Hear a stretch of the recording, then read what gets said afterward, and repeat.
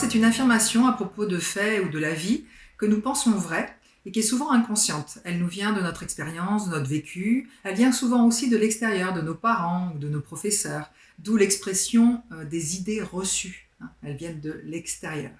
Et en fait, ces croyances, nous considérons qu'elles sont des affirmations, c'est-à-dire qu'elles sont vraies. Par exemple, dans l'entreprise, il y a beaucoup de croyances. Je vous en donne quelques exemples.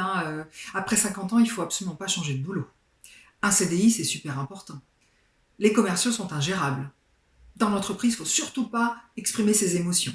Voilà. Tout ça, c'est quoi? C'est que des croyances. Rien n'est vrai ou faux en soi, c'est juste ce que l'on croit être vrai dans l'entreprise. Alors attention, je ne dis pas qu'il ne faut pas avoir de croyances, au contraire, on en a tous de fait puisqu'on interprète la réalité, et c'est vrai que ces croyances, la plupart du temps, elles nous ont construits, elles nous ont permis de rester debout, de donner un sens à nos expériences, à notre vécu, donc elles sont évidemment très utiles. Par contre, quand on a adopté une croyance, parce qu'elle nous a permis de donner du sens à une expérience, eh bien on a tendance à la généraliser.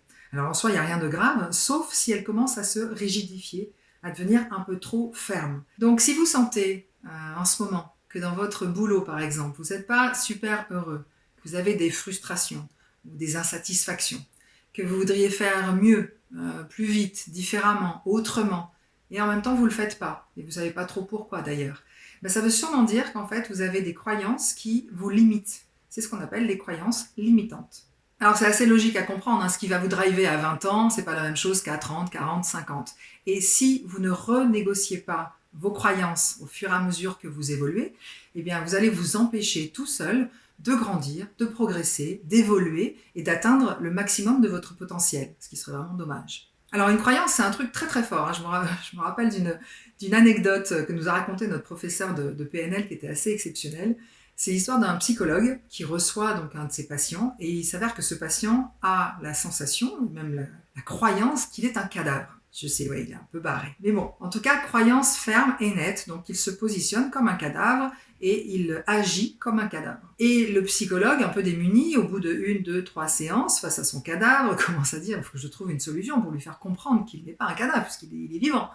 Et il trouve l'astuce, il est très content d'ailleurs, il lui pique le doigt avec une aiguille. Donc, forcément, il y a un petit peu de sang qui sort. Et donc, il dit au patient, regardez, vous voyez bien, alors, sous-entendu, la preuve, elle est là. Et là, incroyable, le patient cadavre regarde son doigt, alors ça dure 3-4 secondes en silence, interloqué, sans qu'il réfléchisse. Et là, d'un coup, il dit, mais c'est incroyable, je ne savais pas que les cadavres, ça saignait. C'est-à-dire que les croyances limitantes, ce sont des verrous pour notre cerveau. Il va donc analyser la totalité de ce qu'il vit au travers de ces croyances qui le limitent. Heureusement, la bonne nouvelle, c'est que les verrous, on peut les faire sauter. Pour cela, il faut repérer dans notre discours ce qui est de l'ordre de la croyance limitante. Donc, on s'écoute et surtout, on regarde les réactions des autres aussi par rapport à ce que l'on dit.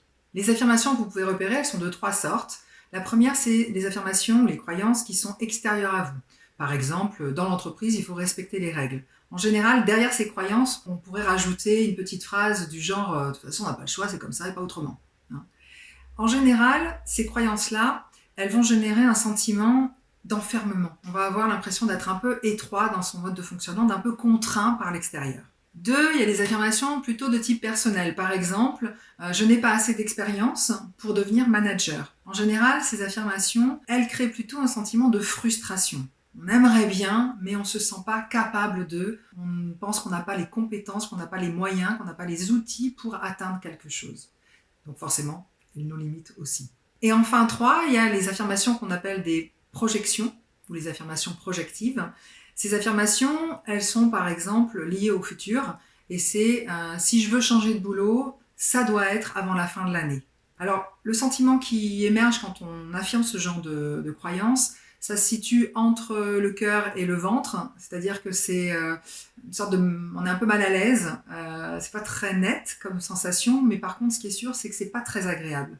Donc, ça permet aussi de repérer ces affirmations projectives. Alors évidemment, c'est pas toujours facile de repérer ça chez nous, puisque par définition, comme c'est inconscient, Pas facile. Une des astuces, c'est d'écouter les réactions des gens qui sont en face de vous. Par exemple, si vous affirmez quelque chose et que la personne en face dit «Ah ben alors ça c'est sûr, hein, c'est toujours comme ça» ou «c'est jamais le cas», tous ces mots «toujours jamais», ça veut dire qu'elle est en train de renforcer votre croyance, donc il y a peut-être là une croyance limitante. À l'inverse, si la personne, face à une affirmation que vous faites, commence à dire «Ah bon, tu crois?» «Moi non, je crois pas», et qu'elle se met à réfléchir au sujet, eh bien il y a des chances que tu crois pas, croyance, que ce soit là aussi une croyance limitante.